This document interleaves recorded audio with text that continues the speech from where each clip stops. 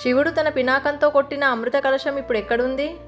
ఇక్కడ పినాకం అంటే శివుని యొక్క దివ్యమైన విల్లు పేరు.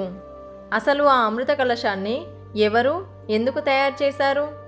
చేసిన ఆ కలశాన్ని శివుడు ఎందుకని పగలగొట్టాడో ఇప్పుడు తెలుసుకుందాం.